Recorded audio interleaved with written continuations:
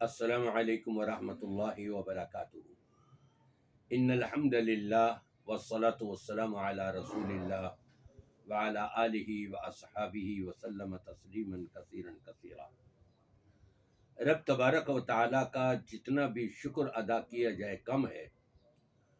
اس نے ہمیں نہ صرف رمضان المبارک کا مہینہ ہماری زندگی میں ایک اور مرتبہ عطا فرمایا، بلکہ آخری عشرہ رمضان المبارک کا، جس کی اہمیت بہت ہی زیادہ ہے، اور آپ اس چیز سے اندازہ لگا سکتے ہیں کہ نبی پاک صلی اللہ علیہ وسلم نبوت کے ملنے سے پہلے غار حرا میں آپ نے جو خلوتیں اپناتے ہوئے رب تبارک و تعالیٰ کی عبادت فرمائی، وہ خلوتیں رب کو اتنی پیاری اور محبوب لگیں کہ رب تبارک و تعالیٰ نے ان خلوتوں کو آپ کی امت کے لیے بھی دے دیا،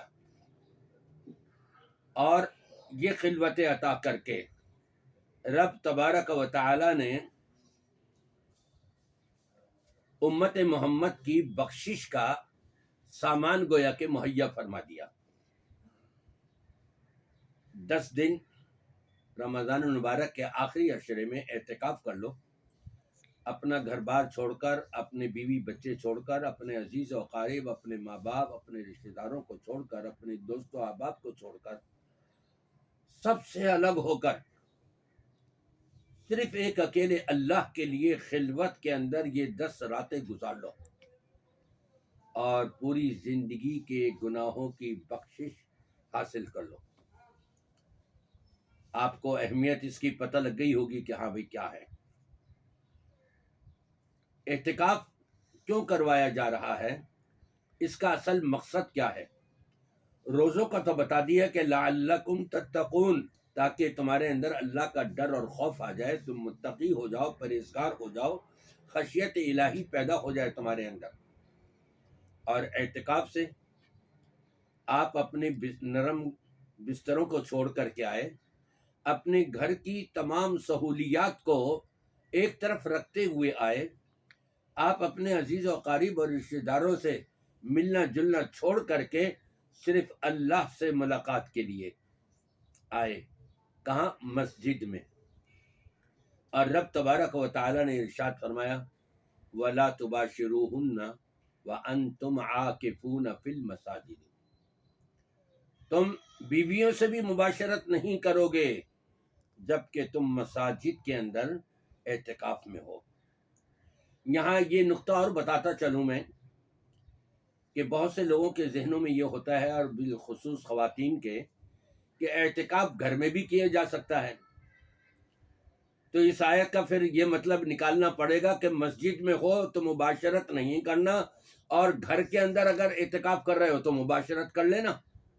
نہیں، اعتکاف صرف اللہ کے گھر مساجد کے اندر ہوگا، گھروں کے اندر اعتکاف نہیں ہوتا۔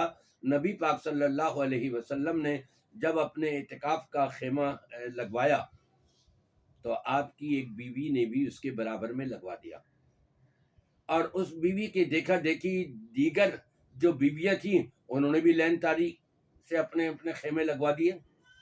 نبی پاک صلی اللہ علیہ وسلم جب خیمے میں داخل ہونے کے لیے تشریف لائے، آپ نے دیکھا یہ اتنے سارے خیمے لگے ہوئے میرے ارد گرد میں، پوچھا بھائی یہ کس کے ہیں؟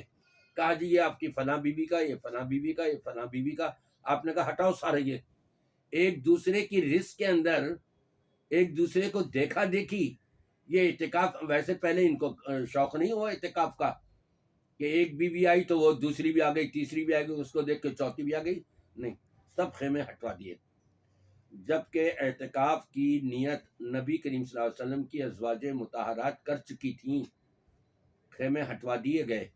نہ تو نبی نے فرمایا تم اپنے گھروں میں کر لو، اور نہ ان میں سے کسی نے اپنے گھر کے اندر کیا، کیوں؟ ان کو معلوم تھا اعتکاف صرف مسجد میں ہوتا ہے، مسجد کے علاوہ کہیں نہیں ہوتا۔ اب جب آپ اعتکاف کے لیے آئے ہیں اور موبائل آپ کے ساتھ ہے اور آپ ہر وقت اس میں لگے ہوئے ہیں، ابھی فلاں دوست سے رابطہ، ابھی فلاں رشتے دار سے رابطہ، ابھی گھر میں کہ بھائی وہ آج تو کچھ تھوڑا سے پکوڑے بنا کر کے بھیج دو، آج تو فلاں چیز یہ کر دو. نہیں، آپ آئے ہیں صرف اللہ سے ملاقات کے لیے.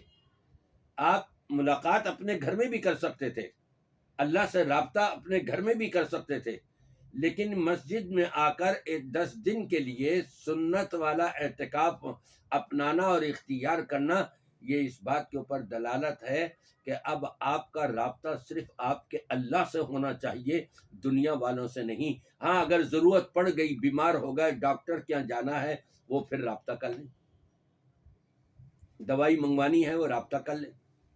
لیکن ہر وقت موبائل لے کر کے بیٹھے رہنا، یہ آج 21واں روزہ ہے اور گزری ہوئی رات 21ویں شب تھی.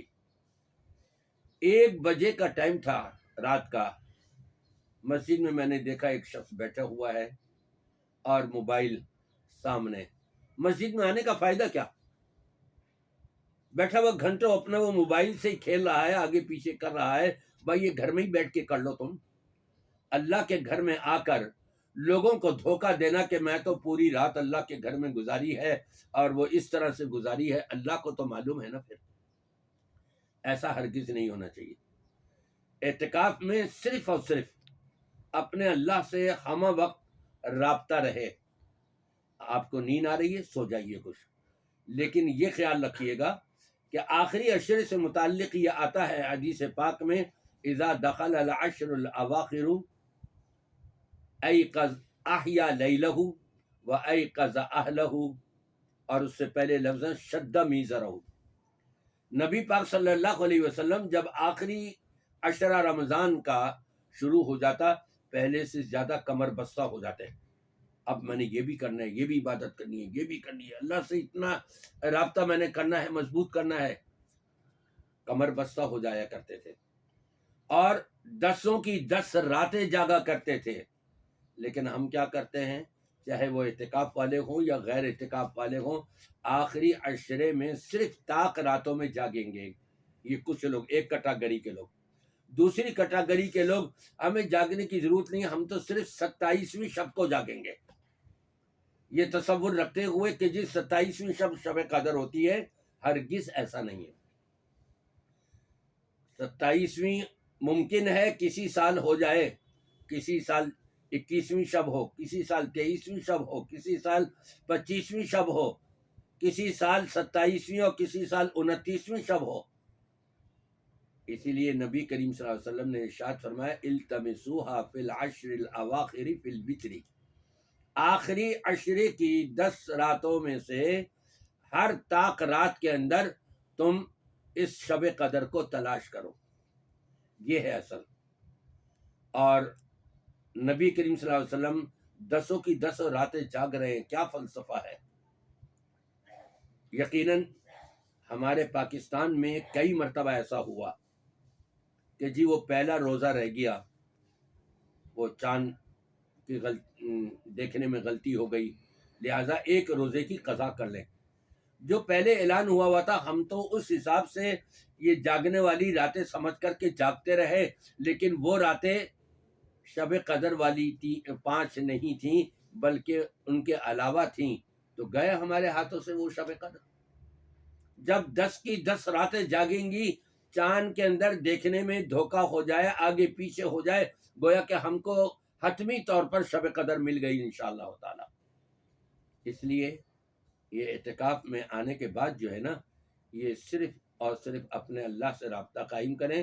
راتوں کو تو قطعی طور پہ، بالخصوص اعتکاف میں آنے والے راتوں کو بالکل نہ سوئیں. آپ فجر کی نماز پڑھیں اور اشراق کی نماز پڑھ کر کے آپ سو جائیں، زور تک سو جائیں. چلو اگر آپ کی نیند پوری نہیں ہو رہی تو رات کے مقابلے میں آپ یہاں پر کر لیں. اول تو کم سے کم نیند کرنی چاہیے اعتکاف میں آنے کے بعد، تو اتنی لمبی نیند بھی نہیں کرنی چاہیے، لیکن مجبوری ہے تو آپ کم از کم دن میں یہ اپنی نیند پوری کر لیں. لیکن پوری کی پوری 10 راتوں کو جاگیں. اس کی اہمیت ہے، اس کی حیثیت ہے اللہ کے نزدیک، اور وہ مقبولیت کی گھڑیاں ہیں، اس کو ہاتھوں سے ضائع نہ ہونے دیں. میری دعا ہے کہ اللہ تبارک و تعالی تمام مسلمانوں کے اعتکاف کو شرف قبولیت عطا فرمائے۔